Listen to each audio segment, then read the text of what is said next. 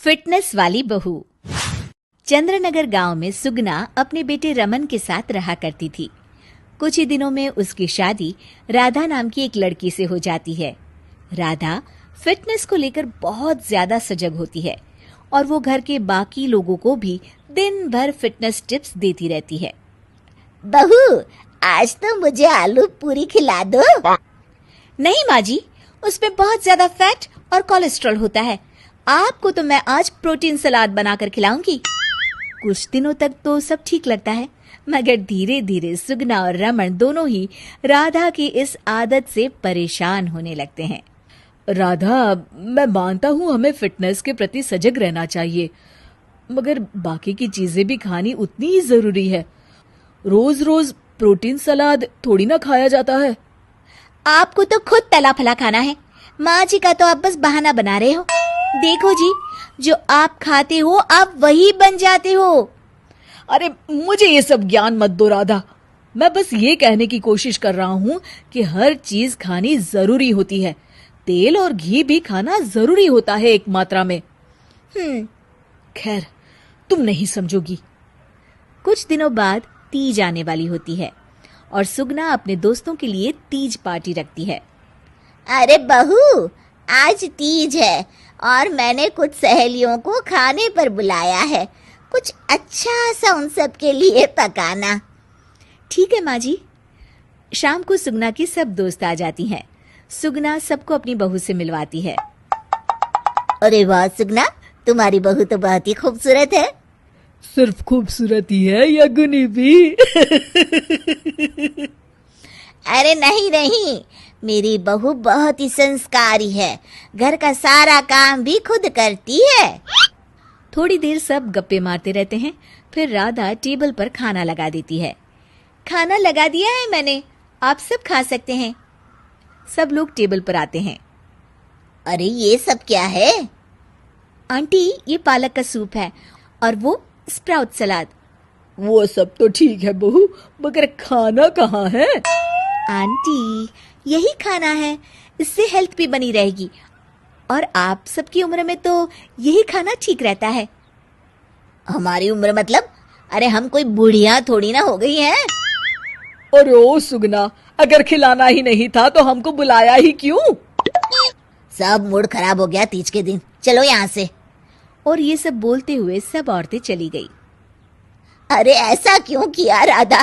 मैंने बोला था ना कि कुछ अच्छा बनाना। तुम्हारे फिटनेस टिप्स हर जगह अच्छे नहीं लगते। आज तुम्हारी वजह से सब मुझे इतना सुना कर गई। जाओ, अब वो पालक सूप और सलाद खुद ही खाओ। उधर रमन भी राधा की इस आदत से बहुत परेशान हो जाता है, क्योंकि वो रोज उसके टिफिन में कोई ना कोई सलाद बनाकर देती और दाल देती। और एक शाम जब रमन ऑफिस से लौटता है तो अचानक गुस्से से आग बबूला हो जाता है। राधा, ओ राधा! आ रही हूँ, चिल्ला क्यों रहे हो? चिल्लाऊंगा ही ना, आज ऑफिस में मैं बेहोश हो गया था। अरे मगर क्यों? अरे तुम जो फिटनेस के नाम पर रोज ही सलाद और दाल देती हो ना, टिफिन में उससे मेरा पेट नहीं भरता और मुझे वीकनेस की वजह से चक्कर आ गए। मगर उसमें तो प्रोटीन होता है। हर चीज लिमिट में अच्छी लगती है राधा, चाहे वो फिर प्रोटीन ही क्यों ना हो। उसके अलावा भी सबकी मात्रा खाने में जानी चाहिए। मैं तो बस आप सबकी सेहत के लिए ये सब करती हूँ। अरे इतना भी मत करो, हमें खुला छोड़ दो थोड़ा।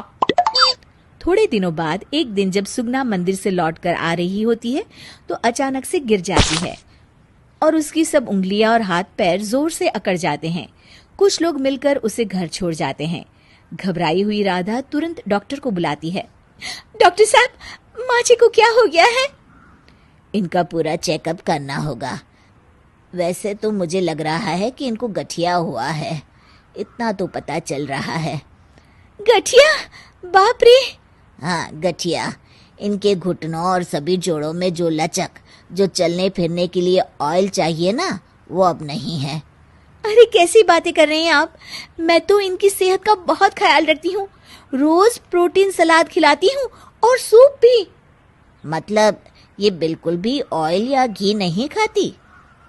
नहीं नहीं। अरे कैसी बातें कर रही हैं आप? खाने में एक मात्रा में घी या ऑयल का होना बहुत ही आवश्यक होता है। अगर वो पेट में नहीं जाएगा तो जोड़ों में जो ग्रीस होता है वो खत्म हो जाता है। ओह, ऐसा क्या डॉक्टर? माँ जी ठीक तो हो जाएंगी ना? हाँ हाँ, हो जाएगी। थोड़ी देर बाद रमन भी ऑफिस से आ जाता है। क्या हुआ माँ? कुछ नहीं बेटा, बस ऐसे ही गिर गई थी। ये सब मेरी गलती की वजह से हो रहा है, मुझे माफ कर दीजिए आप दोनों। राधा रमन को सब कुछ बताती है। I am sorry Raman. अति हर चीज की बुरी होती है राधा, इसलिए मैं तुमको बार बार बोला करता था। तुम्हारी फिटनेस के प्रति जागरूकता अच्छी लगती है, लेकिन शरीर में हर तरह की प्रोटीन जाना भी जरूरी है। जी, आप बिल्कुल सही कह रहे हैं, मुझे माफ कर दीजिए। मैं अपने हाई क्लास फ्रेंड के दिखावे और बहकावे में आ गई थी। मैं दोबारा ऐसा कभी नहीं करूंगी और माँ जी का ख्याल डाइट चार्ट के मुताबिक ही रखूंगी। ये हुई ना बात।